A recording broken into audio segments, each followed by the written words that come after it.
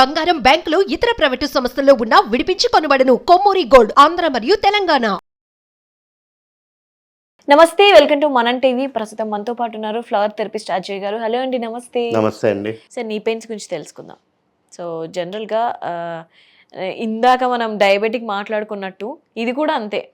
So నీ pains అన్ని ఏజ్లలో, కొద్దిగా చిన్నపిల్లలు బయట ఆడేసి వచ్చినా మనం దాన్ని కరెక్ట్గా నీ పెయిన్స్ అని కన్సిడర్ చేయలేంలే, కానీ పెయిన్స్ అని మాత్రం అంటారు.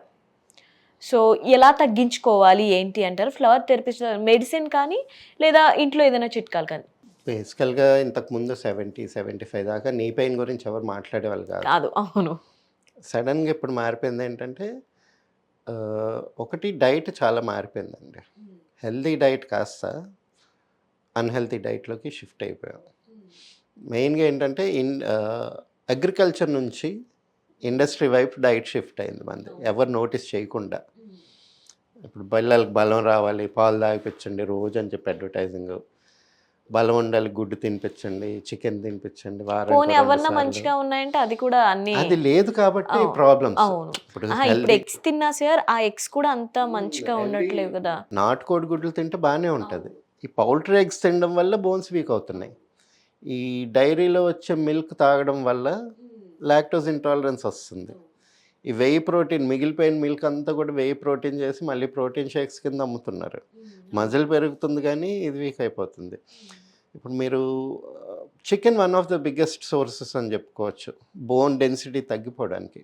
ఎందుకంటే మీరు ఒక పౌల్ట్రీ చికెన్ చూడండి, గట్టికి పరిగెడితే దాని కాలు ఇరిగిపోతుంది. కొంచెం స్ట్రగుల్ అయిన కోడి తీసుకొస్తే లోపల అంత బ్లడ్ ఉంటుంది, ఎందుకంటే దాని బోన్ ఇరిగిపోయి ఉంటుంది. సో అంత వీక్గా ఉంటుంది. ఎందుకంటే అది ఒక 6 monthsలో రావాల్సిన సైజు 45 daysలో వస్తుంది. సో బోన్ స్ట్రెంగ్త్ అవ్వడానికి మీకు ఎక్కడ టైం దొరుకుతుంది? సో అదే తత్వం, అదే హైబ్రిడ్ కెమికల్స్, అదే హైబ్రిడ్ హార్మోన్స్ మనం తీసుకుంటున్నాం. అంటే ఇప్పుడు జనరల్గా మొత్తం ప్రోటీన్ ఇదే వచ్చేసింది కాబట్టి, అయినా ఇంత ప్రొడక్షన్ అయినా ఎక్కడి నుంచి జరుగుతుంది? మనం అది కూడా థింక్ చేయాలి. అదే అంటున్నాను, ఇప్పుడు అంత ప్రోటీన్ అంటున్నారు. ఇప్పుడు ఒక ఎకరంలోని మహా అంటే ఫ్రీ రేంజ్గా ఒక 50 కోళ్ళు పెంచవచ్చు, అంతకంటే రాదు. అవును అవును. అదే ఎకరంలోని ఇప్పుడు ఒక 5,000 కోళ్ళు పెంచుతారు మినిమం. సో అప్పుడు డిసీజ్ రాకుండా, ఇలాంటి ప్రాబ్లమ్స్ రాకుండా ఎలా ఉంటాయి? అలాగే ఆయిల్, ఒకటి రిఫైన్డ్ ఆయిల్ చేశారు, దాంతో చాలా ప్రాబ్లమ్స్ వస్తాయి. ఇలాగా బోన్ డెన్సిటీని తగ్గించే పదార్థాలు చాలా తీసుకుంటున్నాం. చైనీస్ ఫుడ్, అది కాకుండా ఇప్పుడు ఏంటి మనకి వాడే పసుపు, మళ్ళీ దీనికోసం కలర్ రావడానికి మెటల్ పాయిజన్స్ వేస్తున్నారు, అది డిస్టర్బ్ చేస్తుంది. సో అది ఒక ఆస్పెక్ట్. రెండోది ఏంటంటే, మనం ఏ ఫుడ్ తీసుకున్నా సరే దాన్ని డైజెస్ట్ చేసుకొని అక్కడ కరెక్ట్గా సబ్స్టిట్యూట్ చేసుకోవాలి. అంటే అన్నమయ కోసం, మనోమయ కోసం, విజ్ఞానమయ కోసం. విజ్ఞానమయ కోసం అనేది బాడీలో ఉండే నాలెడ్జ్, ప్రతి సెల్కి ఉండే నాలెడ్జ్. ఇప్పుడు ఫర్ ఎగ్జాంపుల్ బోన్ ఫ్రాక్చర్ అయిందనుకోండి, డాక్టర్ కట్టేస్తాడు అంతే, అతికించుకోవాల్సింది మన శరీరమే కదా. అంటే ఇక్కడ శరీరంలో ఉండే సెల్స్కి ఆ విజ్ఞానం ఉంటుంది. ఇక్కడ ఇరిగింది, అతుక్కోవాలి కాబట్టి కాల్షియం వచ్చి ఇక్కడ సబ్స్టిట్యూట్ అవ్వాలి, అక్కడ బ్రిడ్జ్ చేసుకోవాలి. ఎక్కడ ఫ్రాక్చర్ అయినా కానీ బాడీ అక్కడికి తీసుకెళ్ళి కాల్షియం ఇస్తుందంటే బాడీకి ఒక విజ్ఞానం ఉంది. అంటే మీరు 70 ఏళ్ళకి 80 ఏళ్ళకి ఫ్రాక్చర్ అయినా సరే మీకు అక్కడ హీల్ అవుతుంది అంటే మీ కాల్షియం మెటబాలిజం అక్కడ యాక్టివ్గా ఉంది. అలాంటప్పుడు 20 ఏళ్ళకే మోకాళ్ళు ఎలా కరిగిపోతాయి? 20 yearsలోనే అక్కడ గుజ్జు ఎలా పోతుంది? బాడీలో హీలింగ్ ప్రాసెస్ నడుస్తుంది. సో అక్కడ ఆ ప్రాసెస్లోని ఇంబ్యాలెన్స్ ఉంది. మేము చూసేది ఏంటంటే, ఇది మన మణిపుర చక్రంలో ఇంబ్యాలెన్స్. అంటే it's a digestive disorder. Digestion మనకి వెస్ట్రన్ సిస్టంలో ఓన్లీ జఠరాగ్ని, అంటే స్టమక్ లెవెల్ నుంచి బ్లడ్లోకే చూస్తాం. మన వేదిక్ సిస్టంలోని 7 stages ఉంటాయి. పొట్టలోకి వెళ్ళగానే సరిపోదు, అక్కడ నుంచి లింఫ్కి వెళ్ళి బ్లడ్కి వెళ్ళి, బ్లడ్ నుంచి మజిల్కి వెళ్ళి, మజిల్ నుంచి బోన్కి రావాలి.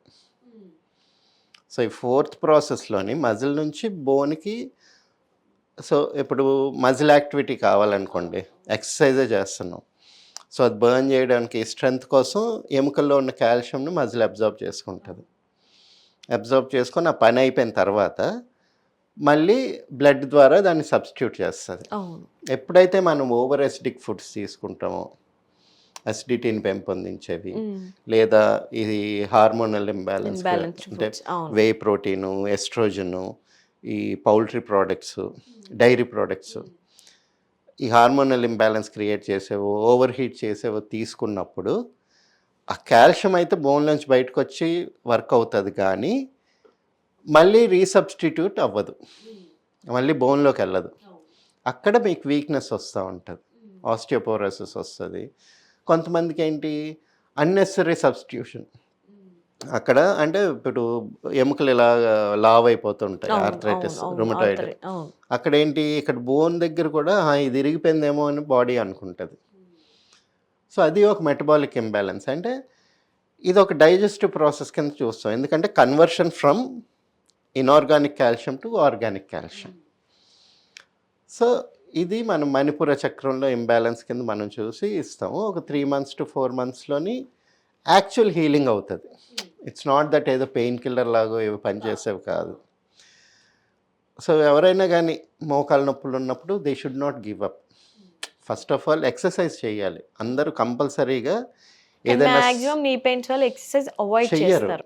ఎందుకంటే వాకింగ్ చేస్తున్నాం అంటారు. Walking is not an exercise.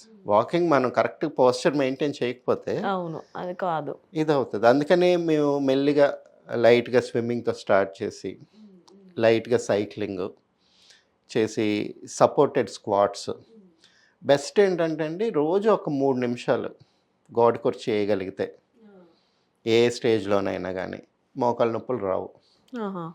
ఎందుకంటే ఈ calf muscles, thigh muscles, buttock muscles ఇవన్నీ స్ట్రెంగ్తన్ అవుతాయి.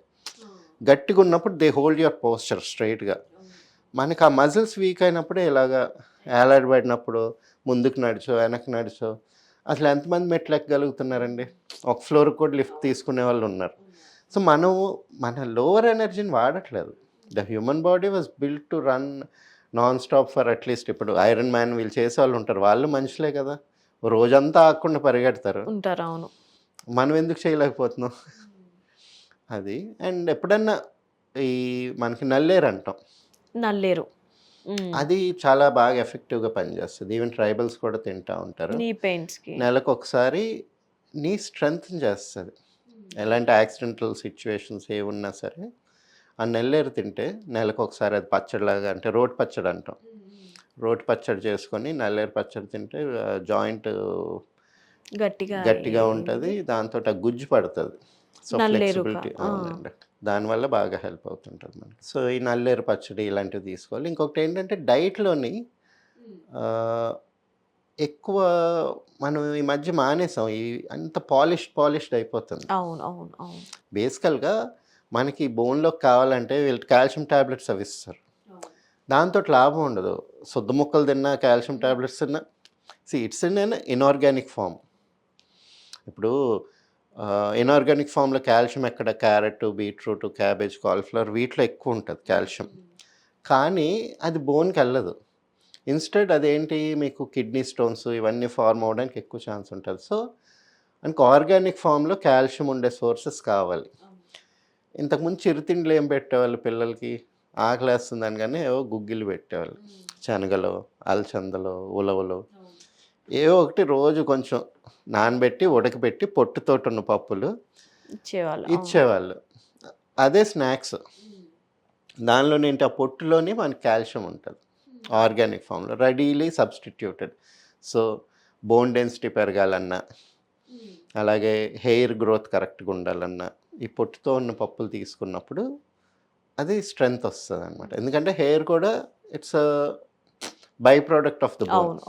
సో బోన్ డెన్సిటీ బాగున్నప్పుడే ఇది వస్తుంది. ఇంకొకటి ఏంటంటే జ్వరాలు ఇవి వచ్చినప్పుడు జాగ్రత్తగా ఉండాలి.